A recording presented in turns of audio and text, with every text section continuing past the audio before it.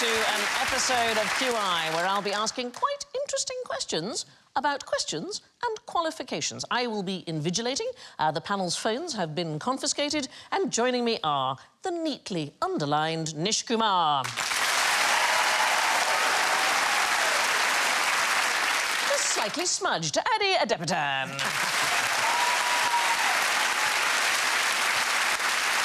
asking for extra paper, it's Holly Walsh. And no, you can't go to the bathroom, Alan Davies.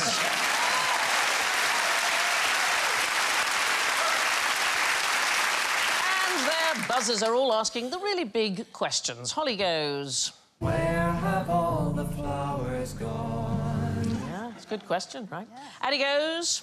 Is this the real life? Is this just fantasy? Nish goes... Is there life on Mars?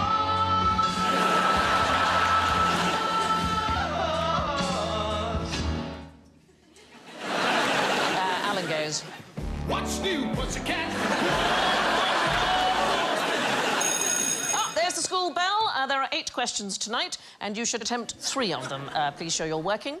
You can turn your papers over and start now. This is my worst nightmare. Oh my God. This is terrible. Oh, God. Does it make you actually feel Yeah, I slightly feel anxious? physically sick. I am sweating. I have anxiety dreams to this day that I haven't sat my A-levels. And I wake up and I'm like, oh, my God, thank God I'm 38. I'm 22. I still think about it. These have been made up for us, and it says on the inside, this page has been left intentionally blank. And then it says here, this one was an accident. Anybody have a disastrous exam at all? I remember once I had an exam. Well, we had this big questionnaire from our careers advisors. And I remember the first question on it said, in a perfect world, what would your job be? And the boy next to me wrote, war correspondent. Wow. In a perfect world. There's quite a good list of equipment required on the Oh, yes, what have you got? paper. Well, it says you need a Walther PPK with silencer. Mine's got, for equipment required, disposable gloves and a schematic of Dungeness B power station. I've got a kilogram of self-raising flour and a map of Sheffield town centre. Mine just says, bring your own booze. Let me ask you a question that is not on paper. What is the hardest exam in the world? Oh. I mean, I hope the answer's doctor. No, this is actually, apparently, tougher than that. Oh, isn't it a vet is harder than being a doctor?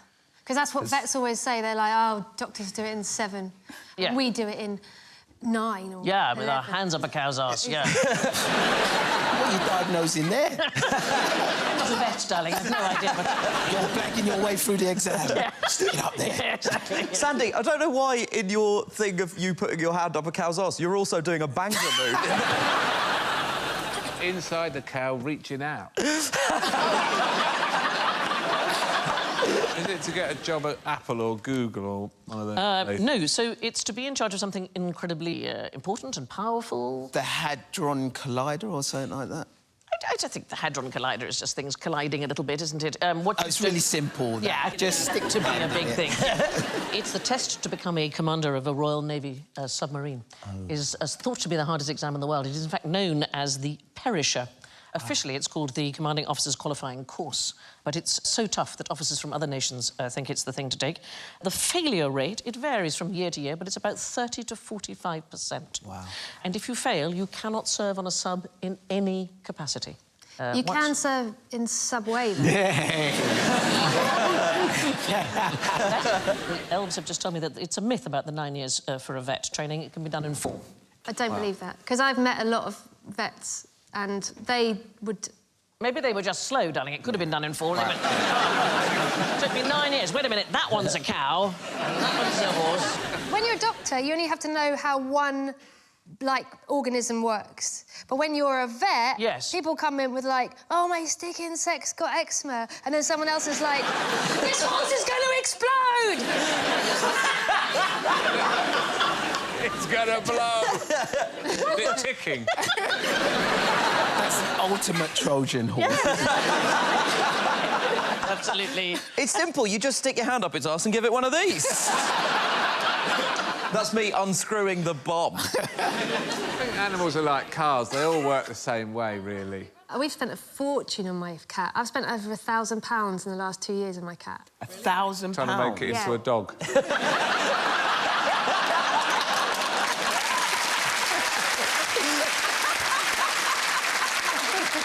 So, what's wrong with the bloody thing, apart from it's a cat? They're hard to come by cats, aren't they, after all? You know those bits of elastic that keep chicken legs together like that? It swallowed one of those and it went all through its system, Right. tied up tied it all up. That's why you need to go up Yeah, and go up. exactly. Get it out. Anyway, she died, so that's fine. Oh, my God. Well, I wasn't going to pay £1,000. Come on.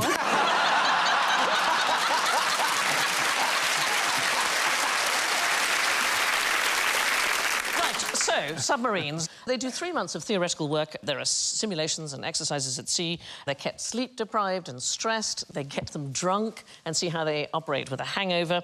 And nevertheless, right on the very last day, you can fail. And if you do fail, you get called into the captain's cabin, you're given a glass of whiskey, and you're escorted to land, and you never serve on a submarine again. At least you get a glass of whiskey. Yeah. In America, you have to pass a 150-question exam to become a certified cheese professional. You need, I love this, 4,000 hours of working with cheese. I've got that already. I just stand in front of the fridge and, eat it, because there's no calories if you take it straight out of the fridge. Is that right? No, there's a reading list of at least 32 books that you have to read. A cheese reading list? Cheese reading list, yes. Is that a sort of health and safety reading list? It's about origins, manufacturing, pasteurising, all of the different elements. I reckon after about 3,000 hours, you get cheese bored.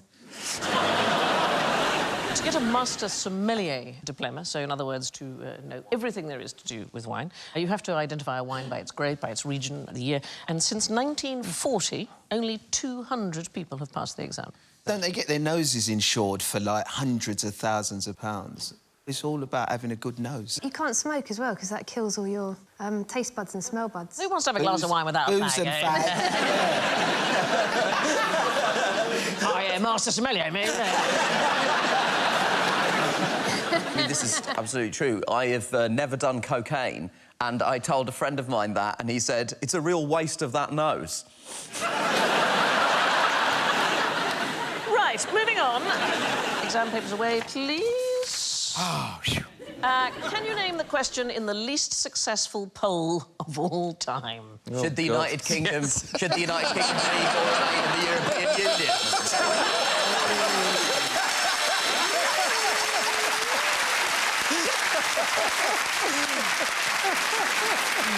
Take that, people on the internet who say, I bring everything back to Brexit. It is not that. Not that. Although it is to do with Europe, I can tell you that. So when's the last time there was a massive bust-up with Europe? 1939. Yeah, so the Second World War. There was... That was a bust-up, wasn't it? That was... it was a to-do. It was. Carry on. It was a fracas. We had a poll? There was a wonderful and eccentric scientist called Geoffrey Pike, and he tried to avert World War II using an opinion poll. We tried everything. What he was interested in was having some kind of plebiscite, finding out what the public wanted. And Hitler had frequently relied on plebiscites to gauge opinions, and they were rather fashionable and plausible, and Pike thought that he could sway opinion. So in 1933, the Oxford Union had held a debate in which the student audience had declared they would not fight for king and country, and the press reported that Hitler had taken a very close interest in the result. In 1939, Pike sent 10 specially trained volunteers to Germany to question the populace, to work out how they felt, and then he was going to present Hitler with the detailed findings, and hopefully that he thought it would put Hitler off from going to war. Well, that worked, didn't it? Well, it's such a British idea, because he said he didn't want the men to openly say why they were doing it, so they all went disguised as golfers. And each one interviewed 10 Germans a day, asking whether Germany could win the war. Dressed as golfers? Dressed as golfers, yes. And then Pike wanted to meet them and find out what they were doing, and he thought it was too much to also go as a golfer, so he sneaked in. He went as a sheep. He went as a canary buff, complete with a caged canary. And he had code names. He used to write to his spies as Aunt Marjorie. And they did find the results that they were looking for. Most Germans didn't want to go to war. They were ambivalent about the Nazis, but sadly, it was a bit late. They went in August 1939, and of course, war broke out in the start of September. But don't you love that a man thought, I know what we'll do. We'll go disguised as golfers. Just Sort it out. so random. Yeah. Geoffrey Pike went to the polls to try and prevent Hitler going to the polls.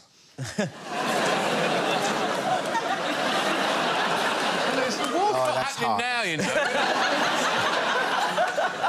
Why did Charles Darwin's son send questionnaires to lunatic asylums? So Charles Darwin's interest was... Well, evolution. Maybe some was, I don't know, trying to set up a business in straitjackets and he was doing market research or something. No, it's absolutely to do with the similar sort of things that Charles Darwin was interested in. So this is his son, George, who kept up all the research that Darwin had been doing. Darwin was particularly interested in breeding. He'd married his cousin. Does that help you? And he was worried he might have mad children. He was worried about madness. He was worried about interbreeding. There was a theory that cousin marriage might correlate with blindness and deafness and other medical conditions, and he lobbied to have a question in the census, asking people whether they had married their cousins. And this was refused. But it's legal to marry your first... Please tell me it's legal.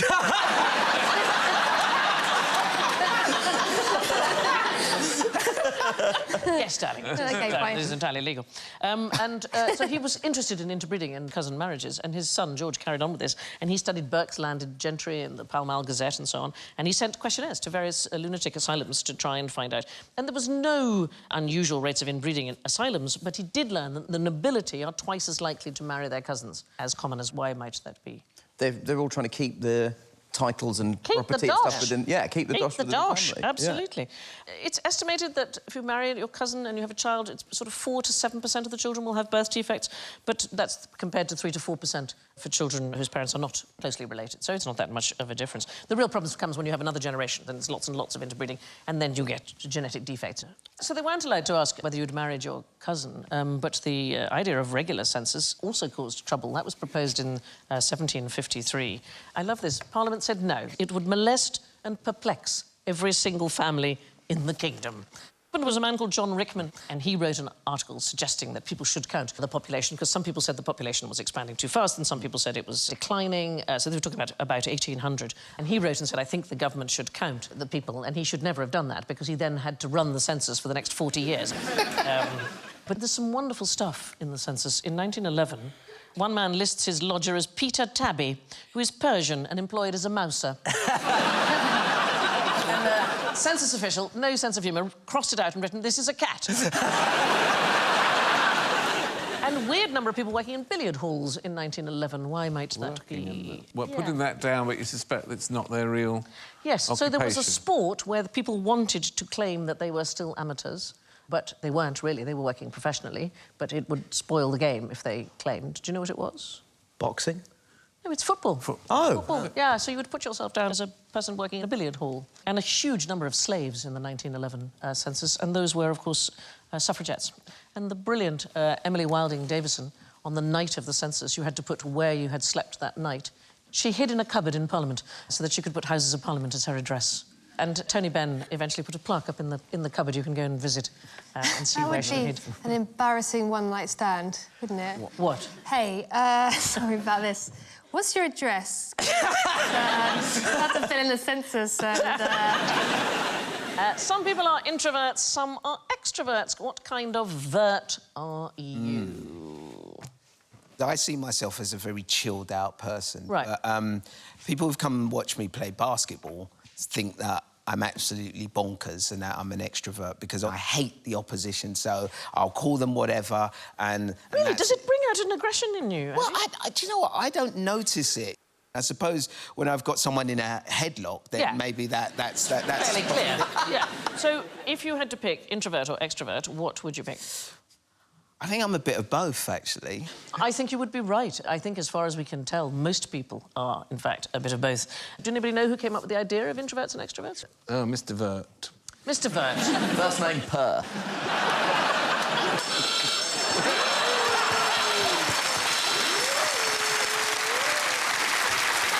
I really hope they use that as the still for radio. Me and Alan were just perfect. People will be like, I knew it. I knew they'd catch up with him one day. It was Carl Jung, the great Swiss psychoanalyst. Oh, what a Great portrait! glasses. That's Right. good, isn't it? I don't know how he could see through them. That's weird.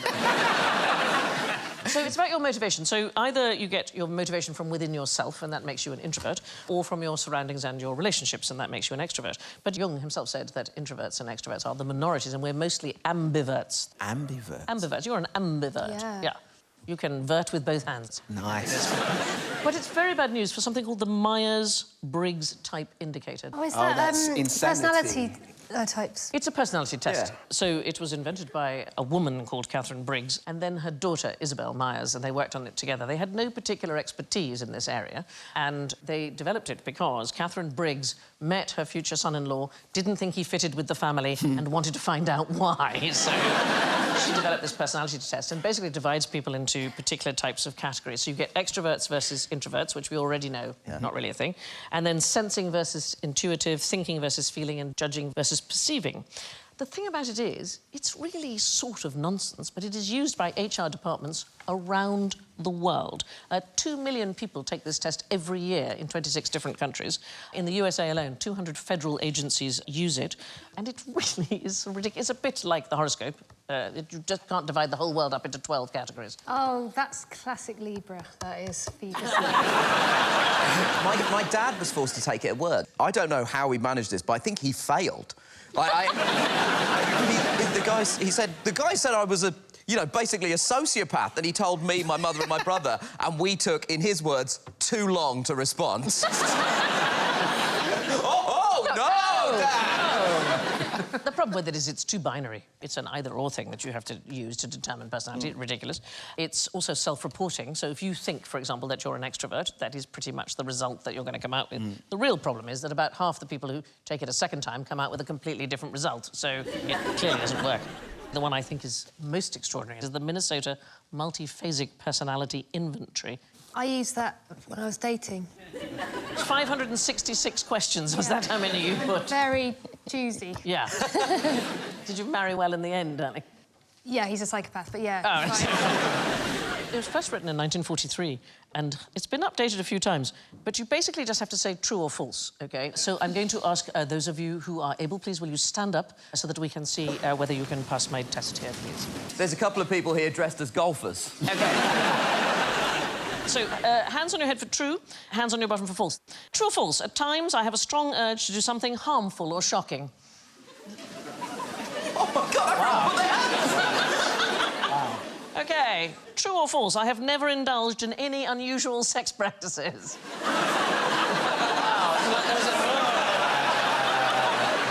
Unusual is a loose word. Yeah, it is. I mean... Yeah, I had a wank in a porta cabin once. Is that... That was my dressing room, you bastard.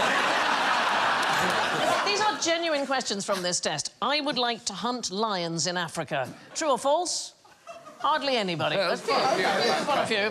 True or false? I am fascinated by fire. Oh, wow! OK, and finally, true or false? I am a special agent of God. Thank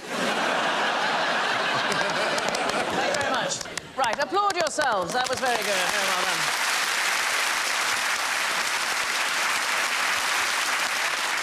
Genuine questions to try and decide whether or not somebody would be suitable for a job as a clerk. But the Americans still sort of do that, because when you go into America, you have to sign a thing that says, I'm not intending to commit moral turpitude. Where's turpitude? Yeah, I was going to say... Which is naughtiness. But if you're going to do it, I'm going to guess you don't really care about ticking the box or not. They still have the question of, are you planning on doing a terrorist attack? I think they probably phrase it differently if... Have I been getting a different immigration form? My one also said, do you plan to make a lot of curry? What is going on? White people's is, how do you feel about quiche? Now, for a bit of role play, 3 of you have got police hats under your desk. Paddy, I want you to play good cop. Holly, you play bad cop. Alan, you're going to be normal cop. yeah, it's good. I There don't we have go. the voice to play a bad cop. Go for it. I can't, I can't swear with this voice. It doesn't, give me your fucking secrets. It just sounds delightful. Nish has a secret. I want the 3 of you to find out what it is. You look like a traffic warden.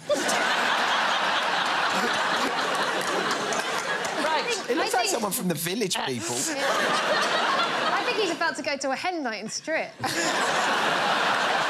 this is in the spotlight. Oh, my It's got a God. secret. Come on. This is American immigration all Okay. over again. Go on, you start. I know you've got something going on, mate.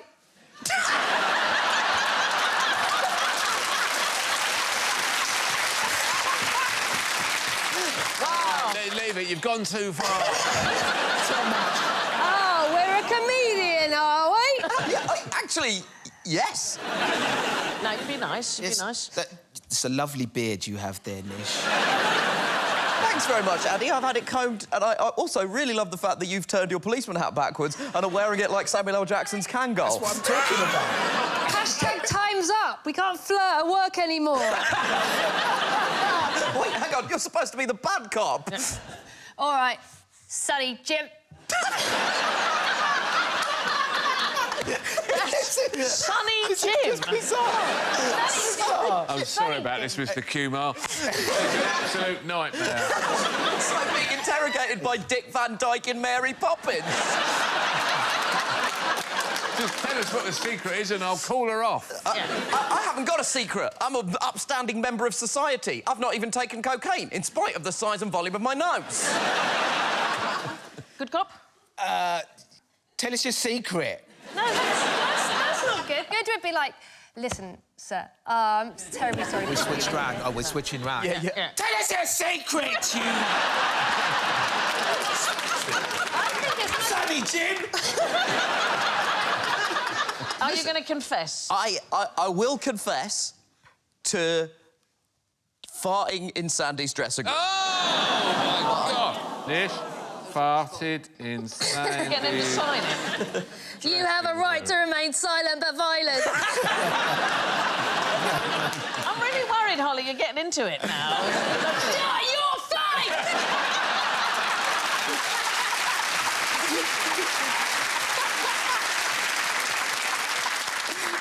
So here's the thing about the good cop, bad cop thing. What we do know is it's a very, very good way, if you want to prize a confession out of somebody, it is not a good means of actually discovering the truth. So somebody will just confess, but it's not... Was it true? So Nish wasn't telling the truth then? No, darling, he's never been allowed in my dressing room. It's been tested by scientists, and they carried out all sorts of experiments to emotionally destabilise their subjects and then try to manipulate them. But it doesn't work.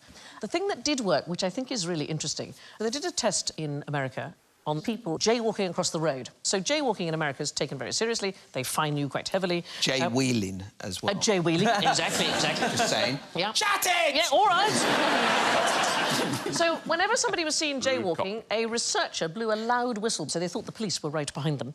And when they spun round, they saw it was a civilian. They then continued on their way. They were then interrupted by a charity mugger who asked for money without giving a single reason, and people who had felt frightened and then relieved were much more likely to simply hand over money for no reason whatsoever.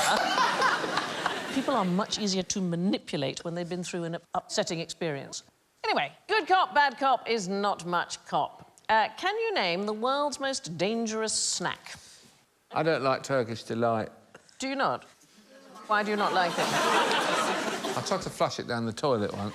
Yeah. Does it not flush? Does it bounce back? Flush. Yeah. It won't go down under any circumstances. It just keeps coming back. It's the single most buoyant confectionery on the market. That's good to know. So we're heading back to Anglo-Saxon times. It's sort of trial by cheese on toast. So there was a thing called a korsned. It was a consecrated piece of bread and cheese, and it was used in a trial. The priest wrote the Lord's Prayer onto the bread, and... You're not going to eat anything that's got the Lord's Prayer written. Well, you were made to, because you're being accused of something, and so the idea is that you have to swallow the bread and cheese while another prayer is being read out over your head, and if you swallow the morsel without any difficulty, you get off. If you are guilty, it was believed that the cursed morsel would turn you pale, you would convulse and choke. And you could request this. You could say, I will take the trial of the cursed morsel, please. But the weird thing is that people did choke and die. And I wonder whether it is because they were so anxious that this, you know, it had this power. But if you believed it, you would be. Yeah. The alternative, which was used in trials of the clergy, was to swallow a piece of food with a feather in it, concealed, and it was considered you were guilty if you choked on that. I would imagine most people would choke. An updated version of that is if you swallow the elastic band on a... There's an amazing woman, a 19th century queen of Madagascar. She was known as Rana Valonva, but her full name is Rabodo Andrian Amponi Marina. Isn't that a fantastic name? Awesome. Yeah. Yeah, if you put that as a password and it said weak, you'd be annoyed, wouldn't you? No numbers in it. Yeah, but all the O's are zeros. She was possibly the most murderous woman in history, and she did one of these trials by ordeal. There's a highly poisonous nut called tangena, and she used to make suspected criminals swallow that, accompanied by 3 pieces of chicken skin, and then they'd be forced to vomit. And if they vomited up all 3 pieces of skin, the defendant was deemed innocent, and if not, they were hacked to death. Why was she such a bitch? Well, she reduced her population from 5 million to 2.5 million between 1833 and 1839. Holy she killed shit. half the population. That's Oh ridiculous. my God, that's full Thanos. That's ridiculous. So basically, she killed Christians and then people who got cross about it. In 1845, she repelled an Anglo-French invasion, and she had the heads of the invaders' corpses placed on poles and erected along the beach to bid farewell to the French and British ships as they retreated. She was really horrendous. So you can go there on holiday now. You can now. Now it's perfectly fine. She doesn't feature in the animated cartoon.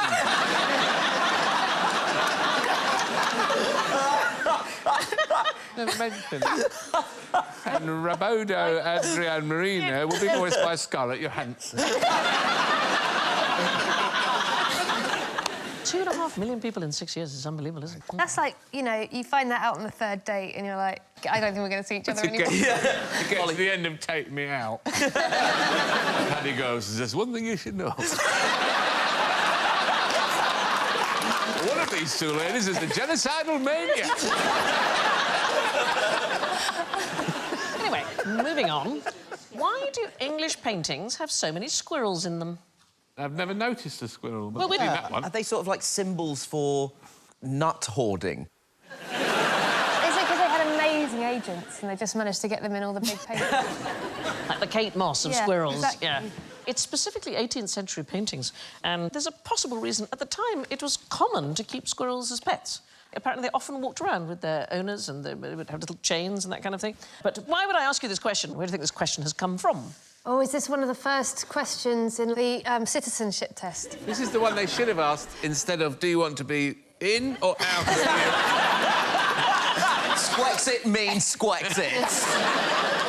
Well, before the internet, people used to go to the library to ask questions, and there's a wonderful list of questions that the New York Public Library has been asked since the 1940s. They keep a record of them. This is one of the questions. Why do 18th century English paintings have so many squirrels in them? And there was a follow-up question. How did they tame them so they wouldn't bite the painter? Which I quite like as a follow-up question. I get asked random questions Do you? all the time. Are you you? I mean, what does that mean? Is this an existential question? Are you you? It's better than didn't you used to be you? Yeah. But then there was one time when I answered, I think you mean, am I that guy off to you? And I said, yes. And then someone else then said, no, it's not him. And then I proceeded to have an argument about whether I was... Someone did that to me once. They went, where do I know you from? I was on the train and she was going, where do I know you from? I know you from somewhere. Where do I know you from? And, like, it went on for ages. Yeah. Eventually, I was like... Sometimes I do TV, you might have seen me on that. And she went, no, you're in my Pilates class. I'm like, what's in her Pilates class? You were? Yeah. The question I get asked most common are you sure you're not Ramesh? Bless. Yeah, I get that one. I get... What, are you sure you're not Ramesh? No. Never had that one. Are you that geezer? Are you that geezer? And I say, yeah, I'm that geezer. And then they go, no, you ain't. I like these other questions. Where can I rent a guillotine? I don't want to buy one. Yeah. I don't want to borrow one. I'm prepared to pay a reasonable hire fee. Used once. And sometimes the questioner could write back. This one is from 1967. The question, what is the natural enemy of a duck? The librarian, what do you mean? Reply, well, a whole flight of them landed in my pool and I have waved a broom at them, but all they do is look at me and quack. I thought I could introduce the natural enemy into the pool area. Surely the natural enemy of the duck is some small pancakes and hoisin sauce. No, it's a dog with a canoe. The library continues this service. They receive about 30,000 calls a year, and they can even outfox the experts. They were asked, could you tell me the thickness of a US postage stamp with the glue on it? And the library replied, sorry, we couldn't tell you that quickly. Why don't you try the post office? And they got the reply, this is the post office. 1967, they got a call from a woman saying, when you meet a fellow and you know he's worth $27 million and you know his nationality, how do you find out his name? Now, what question was asked immediately after Waterloo? That's a very bold position the commander's taken. Also, I'd say, you know, wearing white trousers in a war zone. He also appears to have taken his genitals off and left them at home. For fear of losing them in the height of battle. So they just finished the battle. What's the first question anybody asked? Lunch? It's a real problem with lots of battles, and it's what to call it. Nobody knew it was called Waterloo then. You want to decide what to call it. So the British wanted Waterloo. It's not where the battle took place, but where Wellington had been headquarters. The French wanted Mont-Saint-Jean, which is, of course, the ridge where Wellington drew up his forces. And the Prussians preferred La Belle Alliance, which was the pub where Wellington and the Prussian commander Blücher met up near the end of the battle. And it was a real problem. People can't decide what battles ought to be called. Agincourt was originally called the Battle in Picardy. Battle of Bosworth did not get its name for 25 years. And sometimes it rather depends on what side you're on. So in the American Civil War, the first Battle of Bull Run and the first Battle of Manassas are exactly the same battle. It just depends which side.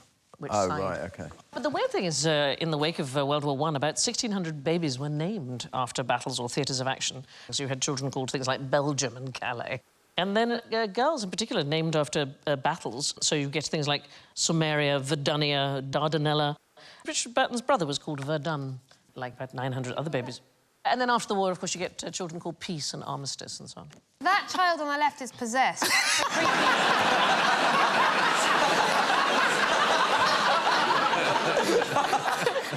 That's the creepiest baby I've ever seen in my life. You know who that is? That's Claudia and the other one from Strictly.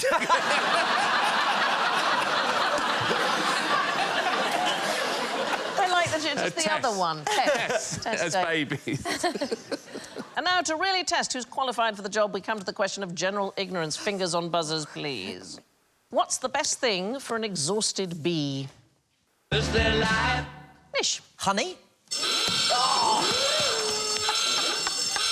Addy. What do you reckon, Addy? Sugar water?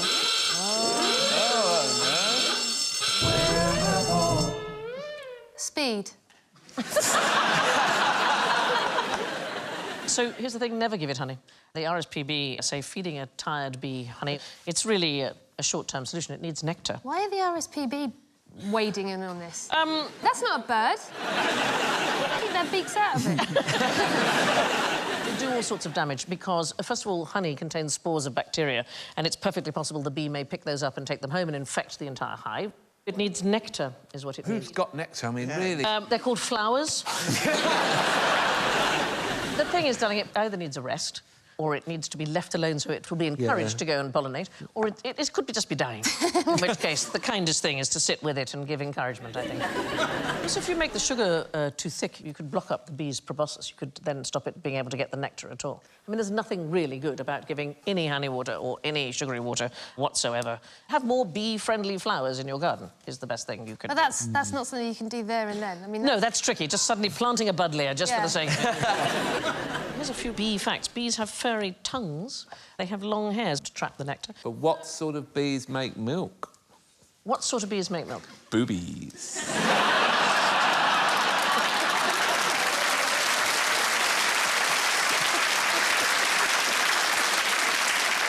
I try all series to raise the toe. Sorry. Boobies. It's one for the kids. They've got furry tongues. They've also got furry eyes. That's quite weird, right? Yeah, so they have those big compound eyes. They've got hairs between them. They grow at the intersection of the lenses. What I particularly love about bees they can really take their alcohol. OK, so scientists fed them pure ethanol, and they can drink the human equivalent of 10 litres of wine in a single sitting. Wow. Yeah, I know. Give it up for the bee. Oh, come on, we've all done that when we've been dumped. The best thing you can do for a bee is stock your garden full of flowers. What do bears do in winter? Shit in the woods.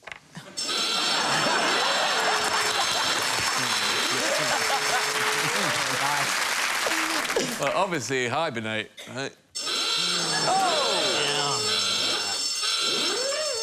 Watch TV. No, they're not true hibernators. So there are a few species that go into a deep sleep. It's called a torpor, but it's not hibernation. So a hibernating animal will not wake if there's a loud noise or if you touch it or you move it. But bears in torpor, they can wake really easily. And hibernating animals, their temperatures drop tremendously, whereas the bears just decreases a little bit in torpor, much less dramatic. So the only British mammals which truly hibernate are things like hedgehogs and dormice. Middle-aged men. Middle-aged men, bats. So bears don't shit in the woods in the winter. Why? Why do they not do that? Cold, innit? Yeah, so what do they... That is true. So what do they do instead? They pay you good money to just... Banger it up. Either they go or they don't go. They don't go keep at all. it in. They keep it in. So how... So their first poo of the spring... Good Lord. Is- Woo! Yeah. Oh, my God. It must be like that bit in Ghostbusters when all the ghosts escape out of the sea. But there's a particular way they keep it in. Does anybody know what the particular way is that they keep Cork. it in? Cross their legs. OK, you are the closest. It is... Really? Yes. A cork? Yes, a cork. I thought you said pork.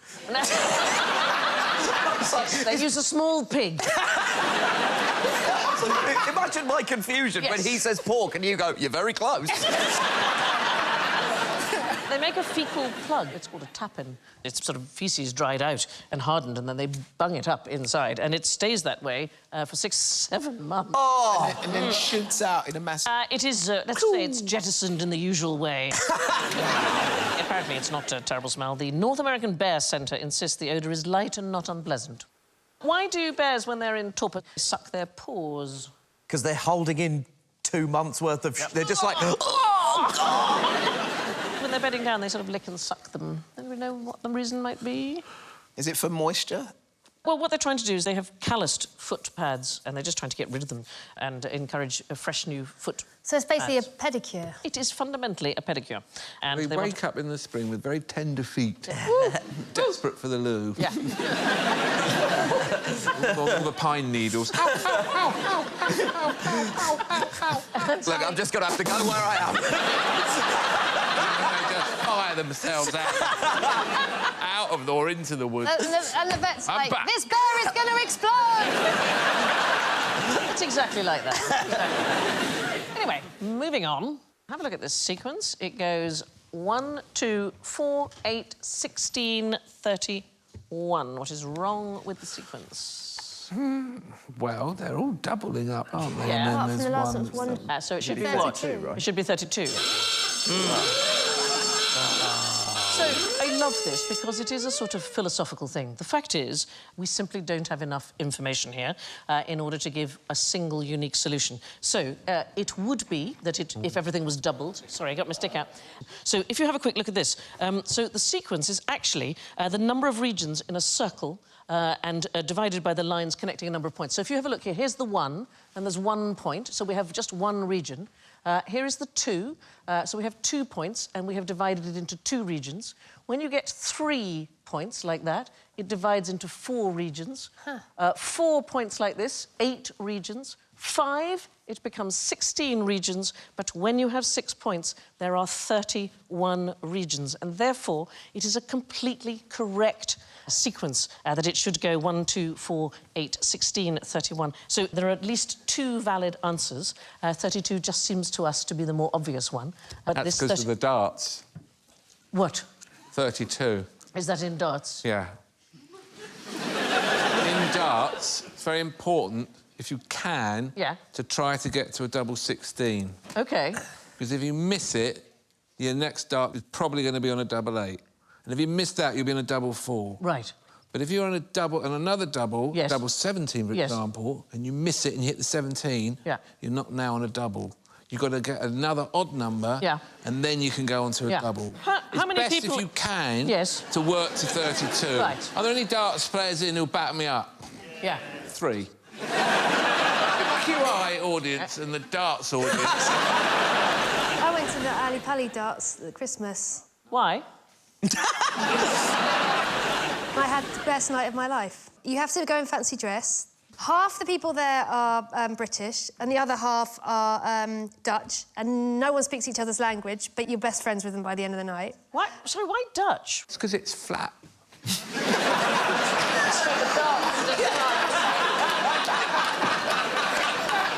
Honestly, Let me know when you're going, I'll come.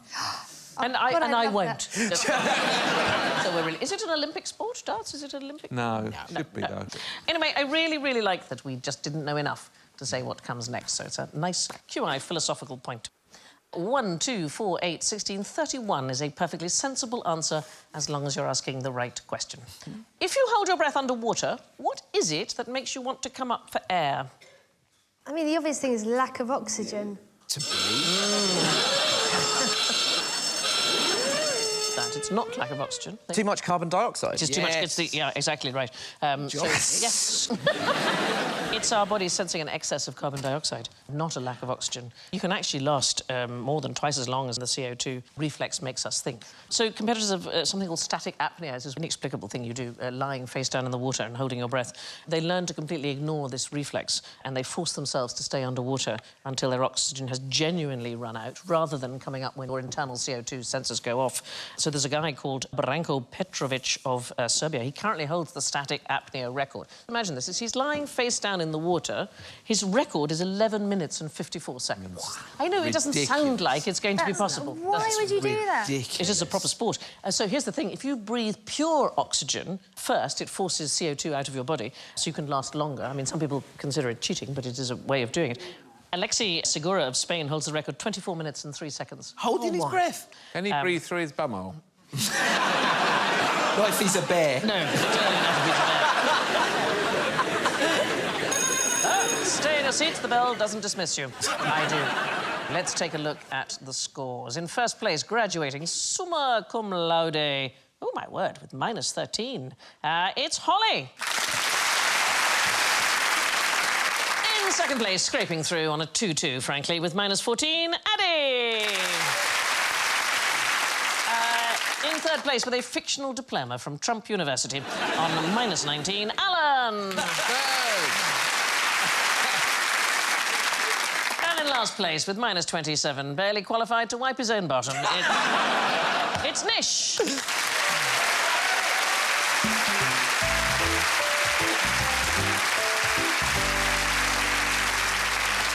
That's it for this edition of QI. Thanks to Addy, Holly, Nish and Alan. And I leave you with a quaint thought on qualifications from Rita Mae Brown. Education is a wonderful thing. If you couldn't sign your name, you'd have to pay cash. Good night.